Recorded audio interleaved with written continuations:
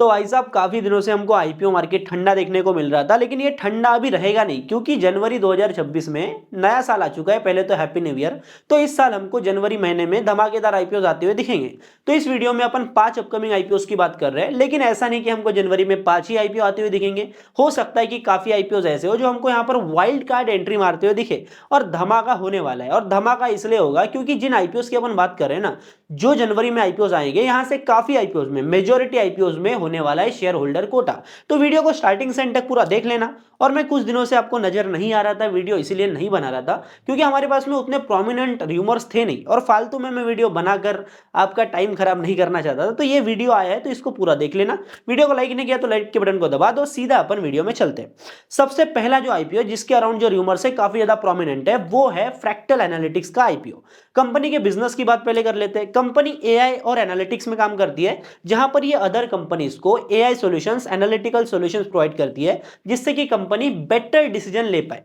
कुल मिला के ये बोलते हैं कि कंपनीज इंटेलिजेंट डिसीजन ले पाती है इनके एआई सॉल्यूशंस के साथ में। एक तरीके से देखा जाए तो ये इंडिया की पूरी तरीके से पहली एआई कंपनी है जिसका आईपीओ मार्केट में आने जा रहा है। और इस वजह से इस आईपीओ के अराउंड मार्केट में काफी ज्यादा हाइप भी हमको देखने को मिलने वाली है। देखो, सेबी की तरफ से इस आईपीओ को 18 नवंबर 2025 को ऑलरेडी अप्रूवल मिल चुका है, जहां पर ये आईपीओ हमको जनवरी 2025 में आता हुआ दिखेगा।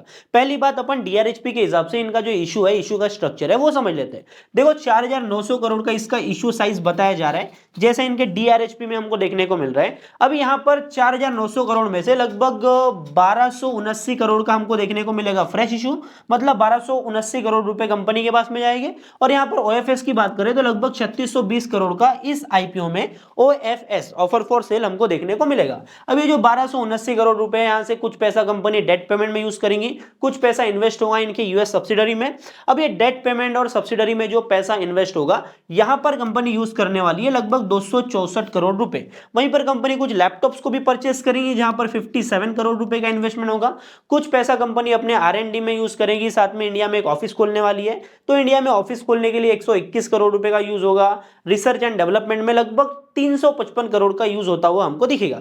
तो हम बात कर रहे थे 1279 करोड़ के फ्रेश इशू की, जो कि हमको डीआरएचपी में देखने को मिल रहा है। लेकिन अभी जो यहां पर हमको आर्टिकल देखने को मिल रहा है स्कैनिक्स के ऊपर, यहां पर हमको देखने को मिल रहा है कि लगभग 798 करोड़ रुपए, मतलब लगभग 800 करोड़ रुपए का ही फ्रेश इशू होगा, जहां पर कंपनी ने फ्रेश अनाउंस किया है। तो जब भी आईपीओ के अराउंड कंपनी की तरफ से ऐसी अनाउंसमेंट देखने को मिलती है, तो समझ जाना चाहिए कि आईपीओ हमको जल्दी आता हुआ दिखेगा।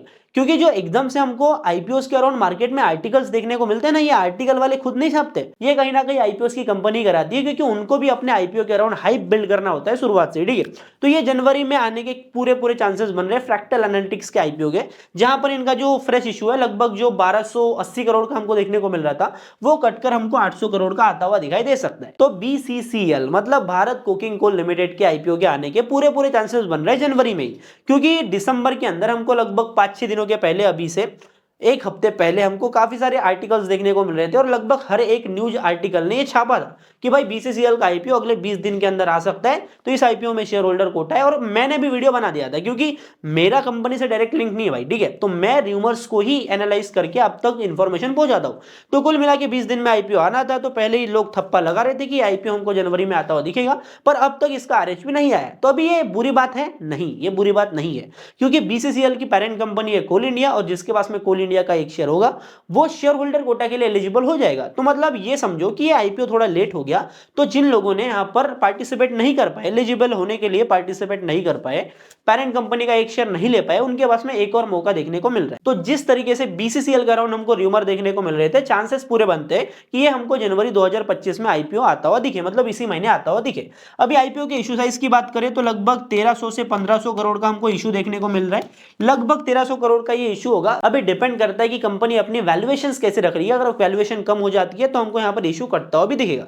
देखो, पेरेंट कंपनी है कोल इंडिया, जो कि अभी के टाइम पर इसका 100% स्टेक ओन करती है, और यहाँ पर इस आईपीओ में कंपनी अपने स्टेक को सेल कर रही है। 100% ये ऑफर फॉर सेल आईपीओ होने वाला है, जहां पर 46 0.57 करोड़ इक्विटी शेयर्स कोल इंडिया यहां पर सेल करने वाली है। देखो कुल मिला के कोल इंडिया की 8 सब्सिडरीज है, जिसमें से बीसीसीएल एक है, साथ में सेंट्रल कोलफील्ड हो गया, आपका वेस्टर्न कोलफील्ड हो गया। इस तरीके की 8 कंपनीज हमको देखने को मिल रही है। अभी पीएमओ ने क्लियरली बोल दिया है कि इन सभी सब्सिडरीज को कोल इंडिया को 2030 से पहले लिस्ट करना होगा। मतलब लगभग 8 आईपीओ हमको कोल इंडिया की सब्सिडरीज के आते हुए दिखेंगे 2030 से पहले। तो यहां पर शेयर होल्डर कोटा का बेनिफिट उठाने के पूरे फायदे हमको देखने को मिल रहे हैं। अभी जो अपना अगला आईपीओ है, जो कि एक्सपेक्टेड है कि हमको जनवरी 2026 में आता हुआ दिखेगा, वो है क्लीन मैक्स एनवायरो एनर्जी। अभी इस आईपीओ को 30 अक्टूबर 2025 को ही सेबी की तरफ से अप्रूवल मिल गया था, जहां पर इस आईपीओ का इश्यू साइज होना है 5200 करोड़ का, जिसमें से लगभग 1500 करोड़ का हमको फ्रेश इश्यू देखने को मिलेगा। वहीं पर 3700 करोड़ का मतलब 3700 करोड़ का ऑफर फॉर सेल देखने को मिलेगा। कंपनी के बिजनेस की बात करें तो ये इंडिया की नंबर 1 इंडस्ट्रियल और कमर्शियल रिन्यूएबल एनर्जी कंपनी है, जहां पर कंपनी की ऑपरेशनल कैपेसिटी की बात करें तो लगभग 2.5 गीगावाट के करीब हमको देखने को मिल रही है। तो अपना अगला आईपीओ है हीरो फिनकॉर्प का, जहां पर इसके 50-50 चांसेस है कि इस महीने में हमको ये आईपीओ आता हुआ दिखे, वरना ये फरवरी या फिर मार्च में तो हमको इजीली आता हुआ दिखेगा। देखो एक्सपेक्टेशन काफी ज्यादा लोगों की ये है, एनालिस्ट मान रहे हैं कि लगभग हमको जनवरी के एंड तक ये आईपीओ के बारे में कुछ अपडेट्स देखने को मिल जाए। हो सकता है कि आईपीओ एकदम से वाइल्ड कार्ड एंट्री मार दे और हमको जनवरी में आता हुआ दिखे, नहीं तो हम फरवरी के करीब इस आईपीओ को एक्सपेक्ट कर सकते हैं। देखो आईपीओ का इशू साइज की अपन बात करें तो 3668 करोड़ का हमको इशू देखने को मिल रहा है, और इसका इशू उतना बड़ा नहीं है। लेकिन एक चीज हमको समझना पड़ेगा कि इस आईपीओ में हमको देखने को मिलेगा share holder quota. Hero FinCorp की जो पेरेंट कंपनी है वो है हीरो मोटोकॉर्प। हीरो मोटोकॉर्प का एटलीस्ट एक शेयर ले लिया तो यहां पर हमको काफी तगड़ा बेनिफिट देखने को मिलेगा। और एक चीज हमको ये समझना है कि इस आईपीओ का जो शेयर होल्डर कोटा है ना, ये इतना इंपॉर्टेंट इसलिए है क्योंकि इस आईपीओ में जो रिटेल कोटा रखा गया है, रिटेल इन्वेस्टर्स के लिए जो कोटा होता है वो मात्र 10% का है। तो रिटेल कोटा से आपके अलॉटमेंट के चांसेस वैसे भी कम हो जाते हैं, तो शेयर होल्डर कोटा का बेनिफिट लेके आप अपने अलॉटमेंट के चांसेस को मैक्सिमाइज कर सकते हो। अभी जो 3668 करोड़ रुपए का इनका इशू है, यहां से 2100 करोड़ का फ्रेश इशू है, ठीक है। ये मैं आपको डीआरएचपी का डेटा आपको बता रहा हूं, ठीक है। वहीं पर आपका 1568 करोड़ का ऑफर फॉर सेल हमको देखने को मिलेगा as per draft red herring prospectus. लेकिन अभी यहां पर एक चीज हुई है कि इन्होंने ना प्री आईपीओ में लगभग 260 करोड़ रुपए मार्केट से उठा लिए। अभी 260 करोड़ रुपए ऑलरेडी इन्होंने मार्केट से उठा लिए हैं, तो इनका जो अपना फ्रेश इशू का अमाउंट है वो हमको नीचे गिरता हुआ दिखेगा। और इनका जो इशू साइज है लगभग जो 3668 करोड़ का देखने को मिल रहा है, वो लगभग हमको 3300 करोड़ के करीब हमको आता हुआ दिखाई दे सकता है। और कंपनी अगर वैल्यूएशन डाउनग्रेड करती है मार्केट कंडीशन को देखते हुए, तो यहां पर हमको और भी छोटा आईपीओ का इशू देखने को मिल सकता है। अभी जो अपना अगला आईपीओ है, जो कि हमको जनवरी के एंड में आता हुआ दिखाई दे सकता है, वो है प्रेस्टीज हॉस्पिटैलिटी वेंचर्स का आईपीओ, जिनके पेरेंट कंपनी है प्रेस्टीज एस्टेट। तो इस आईपीओ में हमको शेयर होल्डर कोटा के चांसेस देखने को मिल रहे हैं। अभी 100% कंफर्म नहीं है कि इस आईपीओ में शेयर होल्डर कोटा देखने को मिलेगा, पर चांसेस बन रहे हैं कि यहाँ पर पेरेंट कंपनी अगर हम एक शेयर लेते हैं तो हम यहाँ पर एलिजिबल हो। अभी ये होगा शेयर होल्डर कोटा या फिर नहीं होगा, ये हमको क्लियरली पता चलेगा जब कंपनी जब आईपीओ का अपना आरएचपी रेड हेरिंग प्रोस्पेक्टस का डॉक्यूमेंट फाइल करेगी। देखो आईपीओ का इशू साइज अभी के टाइम पर बताया जा रहा है लगभग 2700 करोड़ का, जहां पर हमको लगभग 1700 करोड़ के करीब फ्रेश इशू देखने को मिलेगा। वहीं पर 1000 करोड़ के करीब का जो अमाउंट है वो ओएफएस मतलब ऑफर फॉर सेल देखने को मिलने वाला है। अभी इस आईपीओ में भी हमको लगभग 10% का रिटेल कोटा देखने को मिल रहा है। तो अगर इस आईपीओ में हमको शेयर होल्डर कोटा आता हुआ दिखाई दे देता है, तो ये रिटेल इन्वेस्टर्स के लिए अलॉटमेंट चांसेस को बढ़ाने के लिए काफी ज्यादा बेनिफिशियल होगा। बाकी इन पांचों में से एटलीस्ट 3 आईपीओ तो हमको जनवरी में आते हुए दिखेंगे, और हो सकता है कि काफी अलग आईपीओस हमको वाइल्ड कार्ड एंट्री मारते हुए दिखाई दे, क्योंकि एकदम से कोई भी आईपीओ यहाँ पर मेन बोर्ड का टपक सकता है, ठीक है।